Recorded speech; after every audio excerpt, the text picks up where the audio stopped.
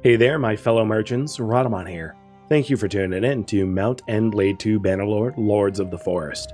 Episode 14, Monopoly Idea. Alright, so let's head to Maranath. And I should get in the habit of going to the villages, because it also increases my relationship with the village leaders. So here, in villages, the price that you get from villages are connected to the towns that they're linked at. So village prices are a little bit different than city prices. And that's actually how you can do the trade exploit. Essentially, what you do is caravans that are near towns and villages are linked to towns. So if you, let's say, I don't want to be sharing the exploit, but because I won't be using it, it's fine. So if I, let's say, had started to do smithing, and I had iron and crude ore and steel and all those metals, and I sold all of the metals that I had except for steel to a caravan right outside of a town, and then went into the town would say, hey, I have a really high supply of metals. And then you could buy up everything that you want from the town on the cheap. And then you go back to the caravan, and then you buy the goods that you sold them, and then go to the town and you can dump your most expensive stuff. Basically, you can manipulate the prices that the towns have by changing the supply that caravans and villages that are linked to them have.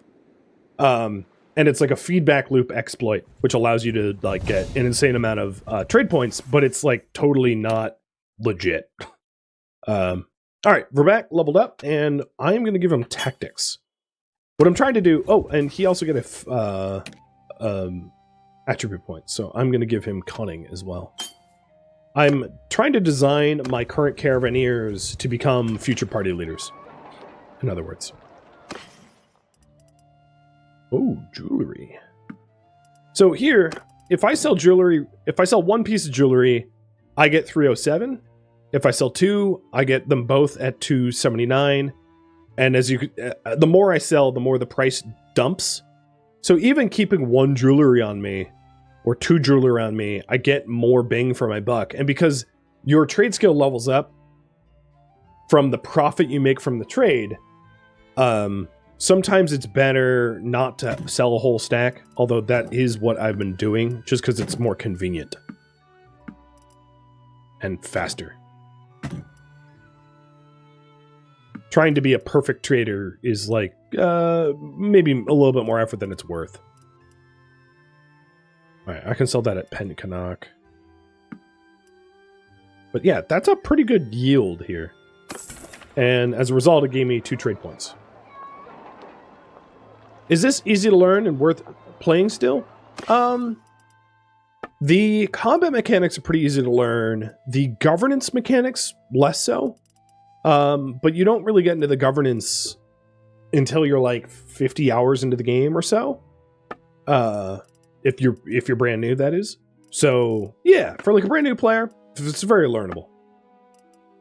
There's a lot of nuance in there, but it's not nuance you necessarily need to know right from the start. So here's an example of, right now I have, so the beer I bought at 35, and I could buy this beer at 39, but that would devalue the beer that I have. It basically mixes it into the stack. So then if I sell this beer, I don't get the profit margins from 35 priced beer.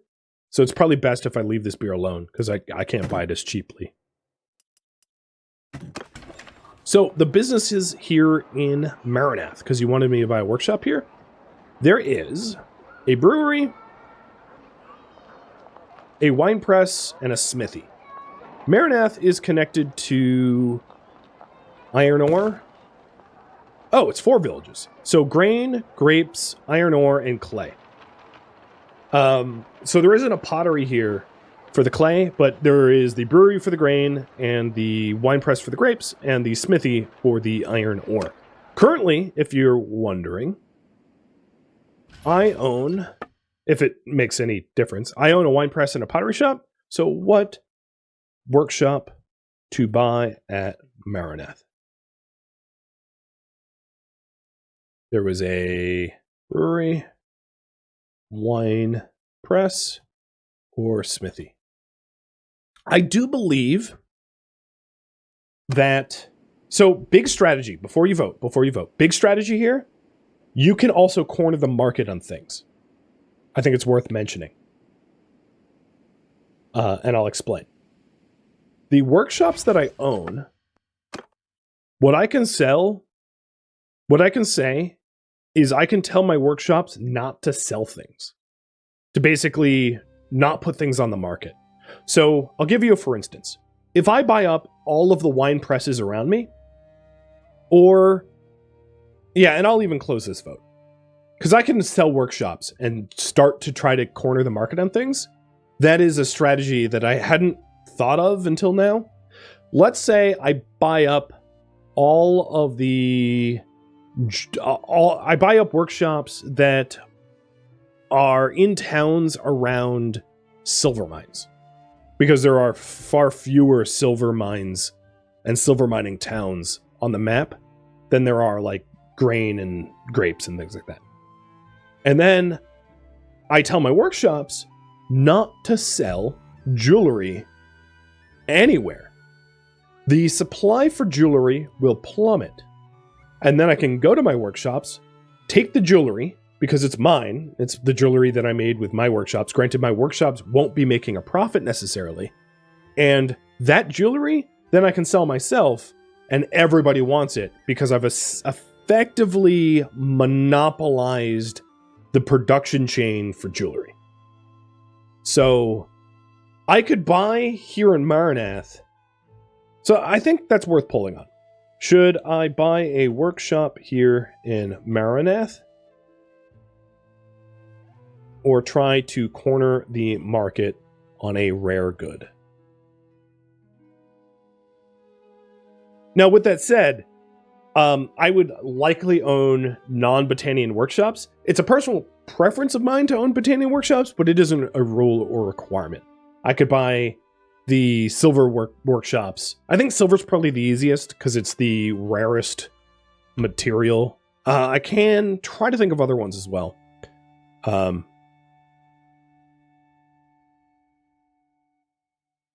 But becoming a monopoly for a trade good would probably help me level up trade.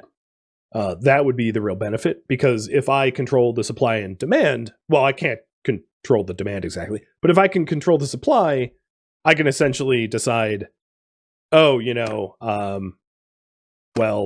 I'm not going to flush the market with trade goods. And taking a look at the map here, so every village will have certain things, right? Flax and fur. And the reason I picked out silver is there's very few silver ore villages. There's probably other trade goods that are equally decent. How do you stop a workshop from trading? I believe if you go into managing it, you can tell them to hold on to their output. Yeah, store outputs in the warehouse. So I could say to my wine press, store 100% of your output in the warehouse. Basically, don't sell it. Keep it in the warehouse, and don't put it on the market. And I could do that with all of my businesses if I wanted. So if I sold my current workshops and then bought workshops in towns that had silver mines or some other trade good, and I'm trying to come up with like an alternative. But I think silver is probably, maybe you guys know. If there's other monopoly opportunities.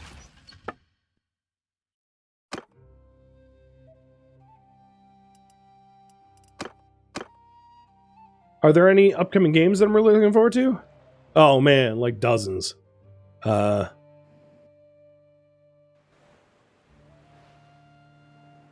Yeah, so I'll just spend a second to look around. But I think silver is probably my best bet. I have a feeling. So, for the veterans of Bannerlord in the chat, is silver really my best bet? Because I have a deep feeling it is.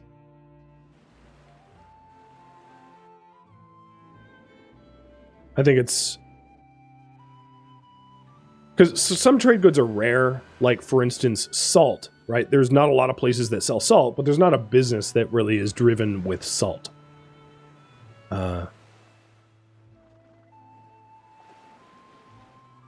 Yeah. Faint memories agree with me? Yeah, again, this is drawing off faint memories. Okay, so my current priority right now is going to be corner the silver market. I like it. Using my my prowess in that way. So, in order to do that, I am gonna want a few more troops. So let's go to Remtoil and Cleggban. Get some more highborn youth so that we don't have herding penalties moving slow. And then head up to the towns that have silver mines and buy workshops in those towns. So there's one close by in Epicatria.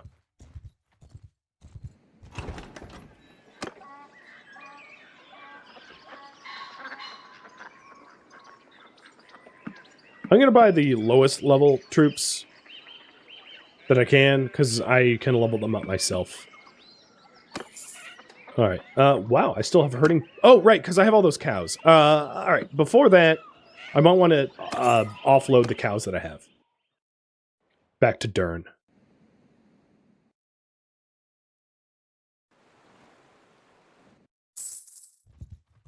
And then we'll try to do the silver cornering. I like it.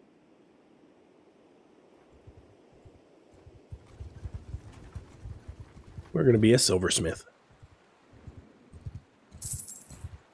Maddock, you haven't played since I last played?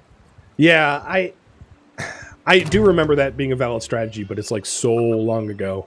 It was a bit of a struggle. Like, it's tricky because I play so many games, and often there are years between them. I'm going to keep... I don't care about the money. I'd rather have the charm. And holy hell is a lot of charm. So I did just level up in charm. Oh my god, how much did it level up in charm? Because I let him keep his money, I blew past 50, and I'm currently at 70?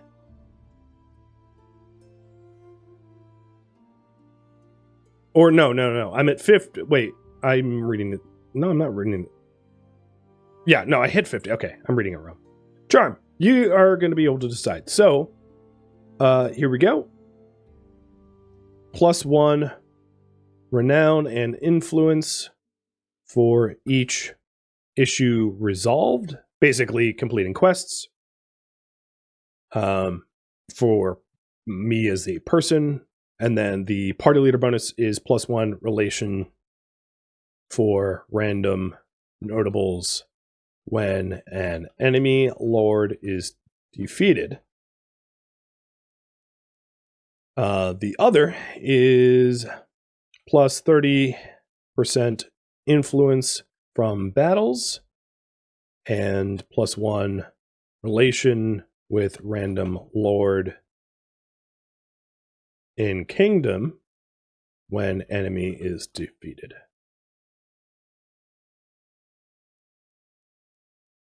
They're both pretty good. They're both, in my opinion, kind of equal. Kinda. I'll have you pick between the two. Alright, now that we are not herding cows, I still have a tiny herd penalty.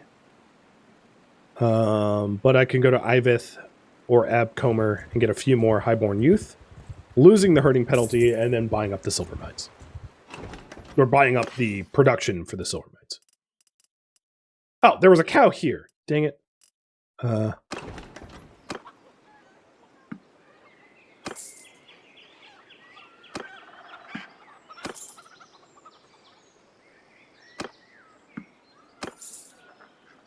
Okay, I am no longer hurting. Essentially, what it is I have a troop per horse that I own, so that we move faster. So I think I'm gonna head to Ostikin first.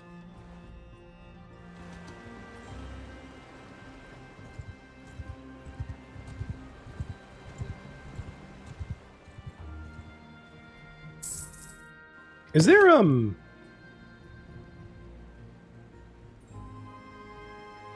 wondering if there's like a way to look up all of the silver ore villages, but maybe not. I might just have to spot them on the map.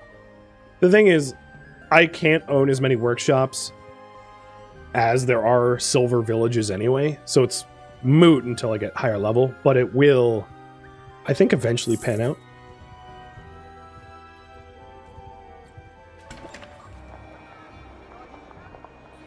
So wine press, silversmith. So we're gonna buy the silversmith from Scabby here. Well now, stranger. Okay. And the other thing I want to do is manage it to tell my silversmith, you know what? Get input from warehouse and store outputs in the warehouse. But essentially, don't sell anything.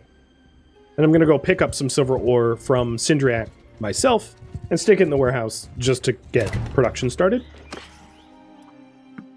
Man, that is some cheap silver ore. Man, I could really make a profit off of that. Holy heck. Is there a good place for me to sell my beer around here? No. There's only places to buy it. There's nowhere to sell it. That's weird. Do workshops also change their designation on their own, or is it only a player that can change it? It's only a player that can change it as far as I'm aware. So the AI will never... Actually, Ostikin's a pretty good place to sell this beer. The AI will never change that, in other words. Oh, I don't want to put the beer in the warehouse, though.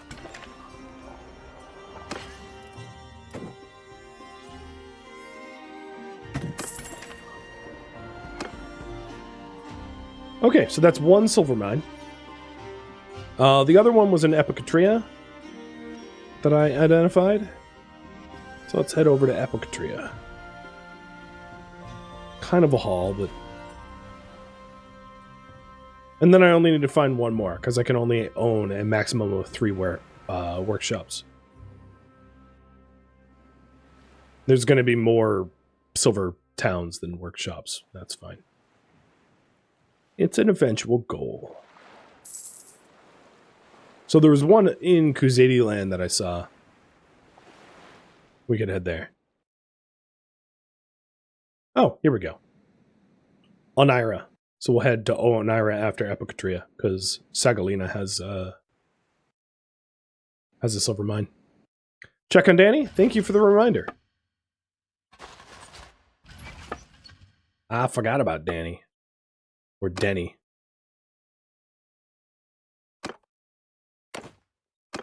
All right. She's in the party.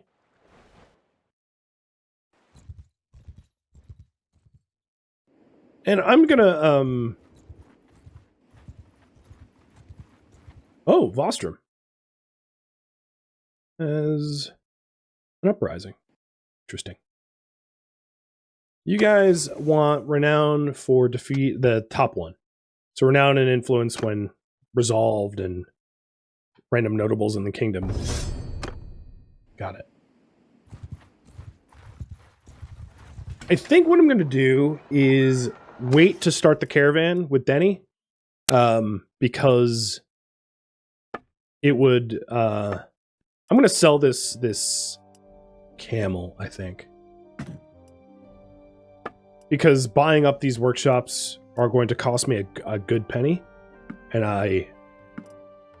it makes more sense for me to hold on to my money at the moment. So she'll just ride around with us. Wait, right, she's still traveling to us, aren't they? Yeah, has to move to us. It's going to take a minute.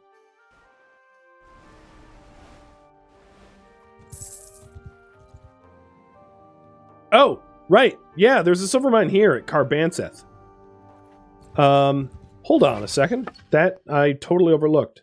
So, yeah, let's buy a Duramore. I'm going to buy the silver ore, and then I'm going to sell one of my workshops, and then buy a workshop in Carbanseth. That is a silver working one. I totally missed that. Silver ore, they don't have a lot of silver ore here. I'll buy it anyway.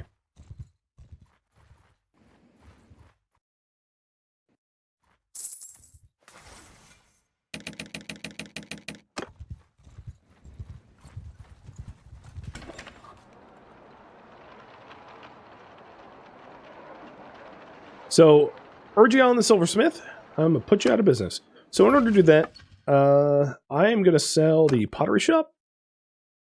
I think I'm not sure what happens to the stuff that's stockpiled in the pottery shop. So I'm going to run down to Pencanot, empty out the warehouse full of clay, because I don't know if it becomes liquidated. I'll leave one clay in there out of curiosity as to what happens.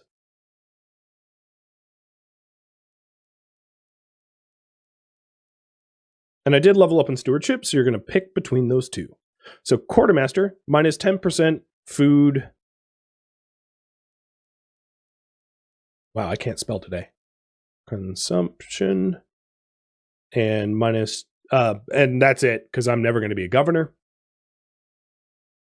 Or, alternatively, 20% production rate on workshops and 20% siege engine building. What's very interesting about the siege engine building is it's a quartermaster benefit, not an engineer benefit.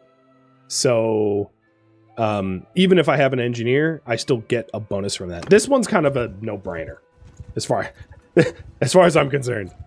There is not a compelling reason to go for food consumption over the alternative. So, clay, I'm going to leave one in there because I'm curious what happens to it when I sell the workshop. Let's liquidate the pottery shop. Sell it. Oh, so the goods will be lost. Oh, that's fine. I literally left one clay. I could eat that cost. I'll sell my clay at Ostican because we're headed over that direction when we go to Epicatria. Because there's trade rumors that clay is a good sell price there.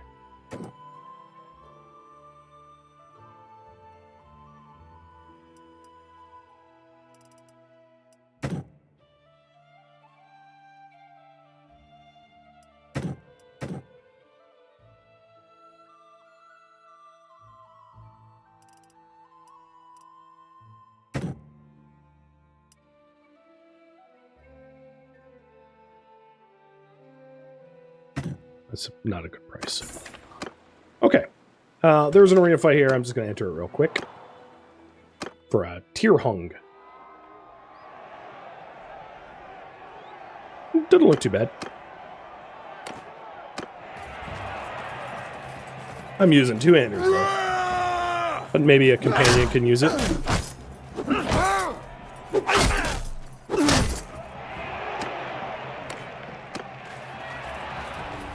I feel like, given that I'm the god of the arena, I should get a bye. And skip the first round.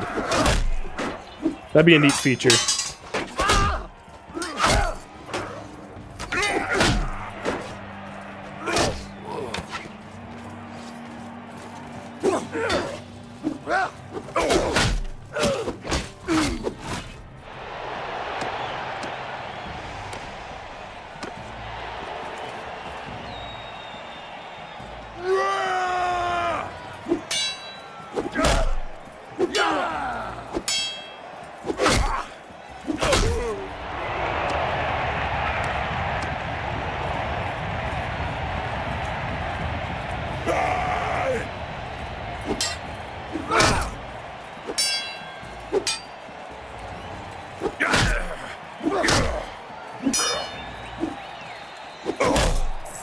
Getting a little bit better at blocking with the two-handers.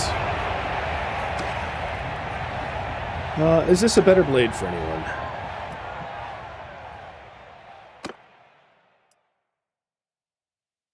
Not really. No. Well, it's money then.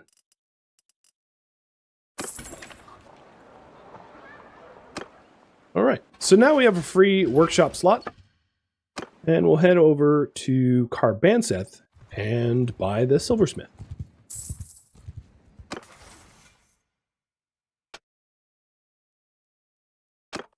Sweatshops. I kind of wish it wasn't named sweatshops because we're supposed to be honorable. But oh well. Yours is not a face I... Well, that was a pretty cheap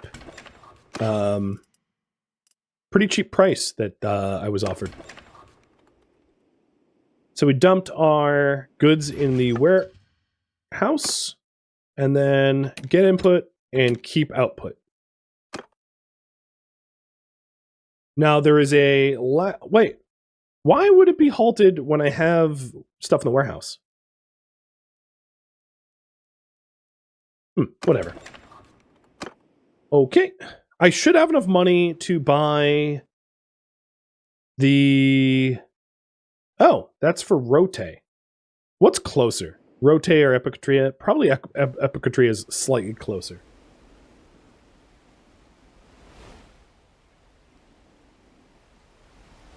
No, actually, was this the... Maybe Epicatria doesn't have a bound village that does... Yeah, I can look it up. Epicatria. Iron, grain, fish. Nope. Okay, so we're headed to Rote then.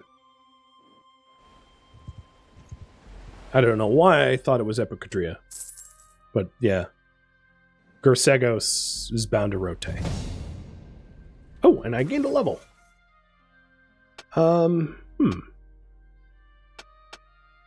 Probably two-handed. Given that I'm maxed out on my bonus learning rate. I'm also maxed out on the bonus learning rate of riding. So focus point. Two-handed. Riding. There's an argument to be made for athletics too.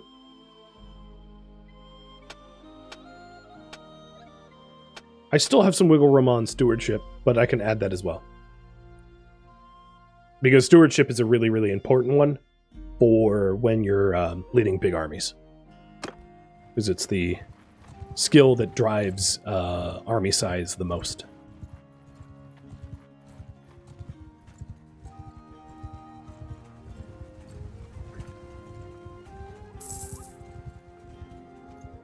So when I get up another clan tier, which I am ridiculously close to doing, we can also consider going for the 4th silver mine. And I forgot to pass by Gersegos, because I'm a Gersegos idiot. Pottery looks to be a good price here. Clay is a wild price here. So absolutely sell those.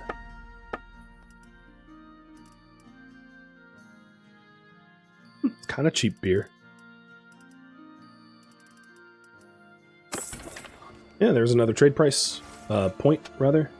So we're closing in on 100. Which is very nice. And... interestingly... let me double check. Bound Villages is... wait a second. What is going on? Oh, you know what? The Bound Village of Gersetos is the castle. Not... so it is a... it's in the district of Rote, but it isn't necessarily directly bound to Rote. Meaning that buying a workshop in Rote might not be the best approach. So I'm going to head to Ortisia instead, because Gargangolia or whatever. is directly bound village. Or Diathma. Both would work. So Gersekos is a village bound to a castle, so it doesn't really have a direct benefit. But it will sell me silver ore.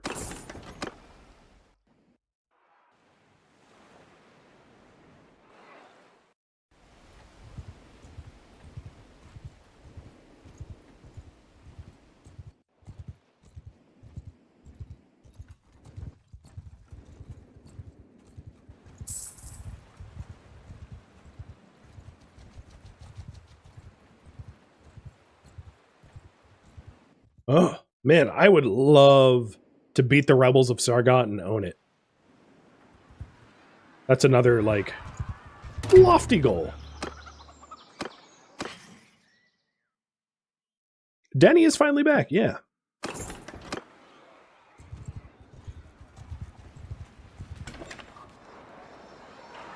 So,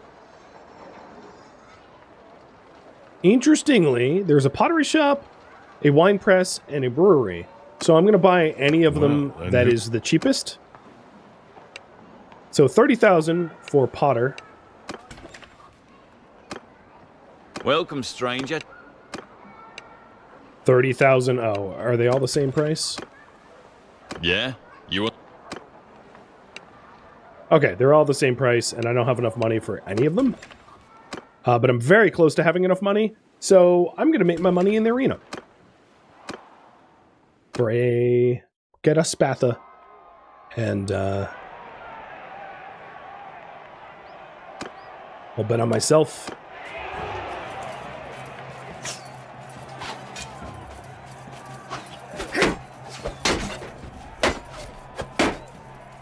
But I was right to wait on setting up a caravan for Denny, because I wouldn't have been able to buy the final silver mine otherwise. And even then, I'm not going to be able to turn it into anything. Because I'm going to be buying, you know, like a wine press or a brewery, but it costs 2,000 to retool to become a silver jewelry workshop.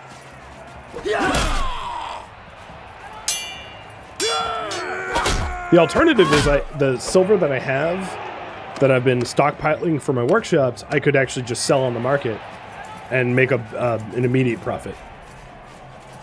Oh, was that Denny? I wasn't even paying attention. Because she's back in the party, she's entering these tournament fights and not faring well.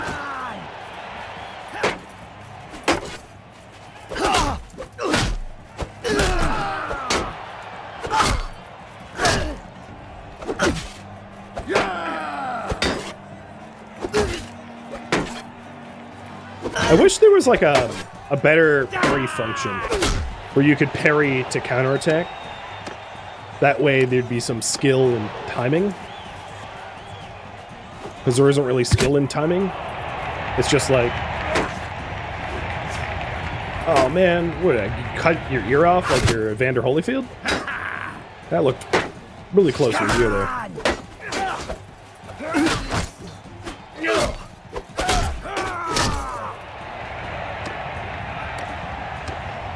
And the final battle.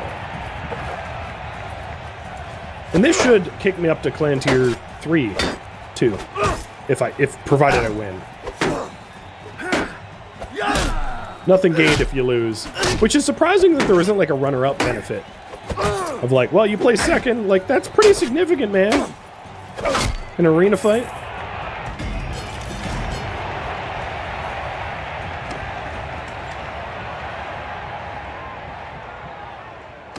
Okay, we're clan tier 3. So if I wanted to sell this silver ore... Actually, I bought it at kind of higher price, so it doesn't really make sense to do that.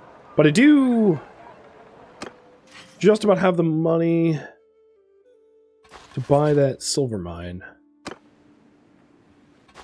Or silver workshop.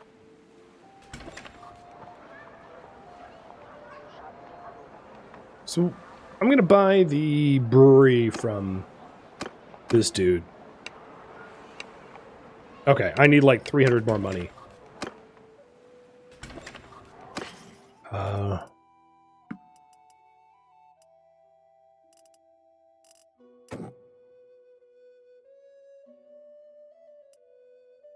Actually, I'm going to go sell all my silverware. The reason is I'm making the supply of silverware in this village flush, which is going to help me anyway. And then I'll have enough money to retool the brewery into a silver workshop. Wine press. Oh, what's interesting is I didn't even sell my Dunglannis wine press. I still have that running. So again, input, store, and redesign into a... Oh, you know what? There it is. Silversmith. Done. So I have almost no money, but I have 3 silversmiths. And once I get a little bit more money, I can sell my Dunglannis wine press to get a 4th. If I swing by Ostikin and Carbanseth, there's also jewelry there for me to pick up. Now, the only... so, the real disadvantage for me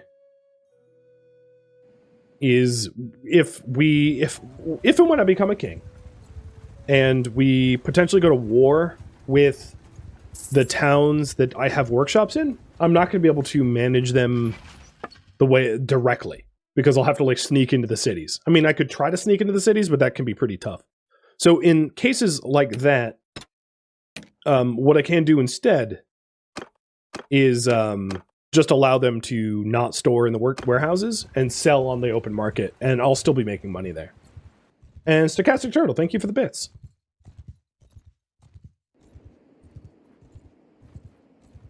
All right, you guys want to invest in the two-handed skill for the focus point?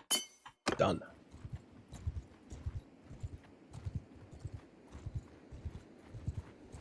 So, current priority, I'll leave it up to you.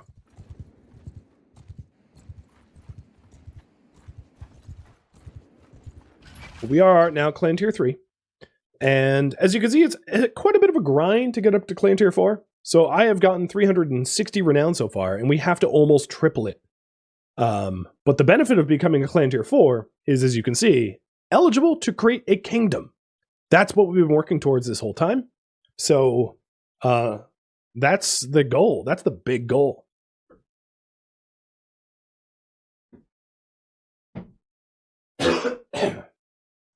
So I'm hoping that the grind to get there is made easier by a lot of the choices we'll be making already.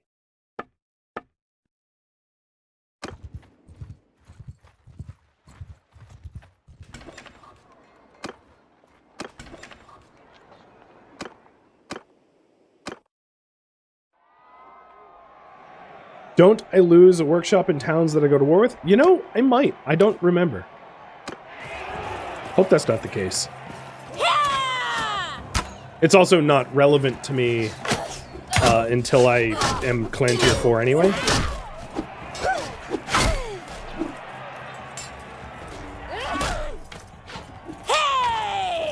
But because I'm making a ton of passive income, it's not... Yeah. I don't know. We might need to sell off those workshops at some point and consolidate them. We'll see.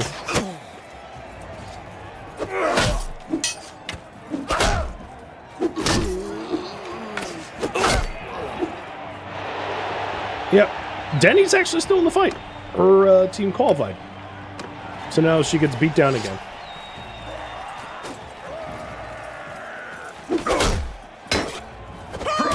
She's on Team Red. Maybe she'll still qualify if we kill this green guy quick. And they beat Yellow.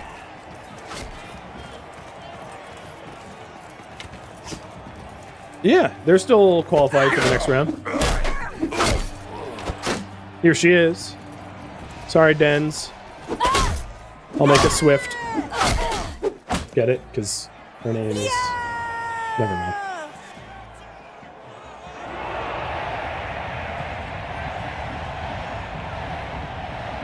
And now I get to beat her up again. That's how it goes. Maybe she'll win.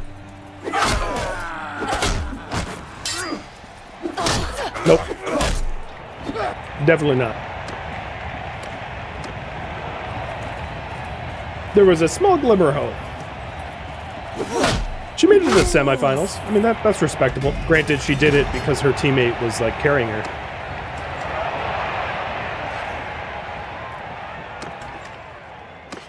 Alright, the ambassador. Is this better for anyone? It's... No. And it's worth a lot of money, so I will sell it.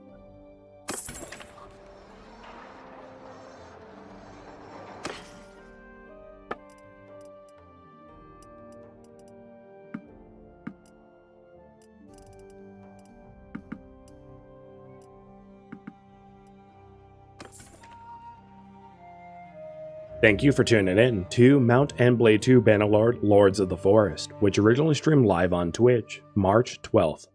If you have any feedback or questions for me, let me know in the comments below.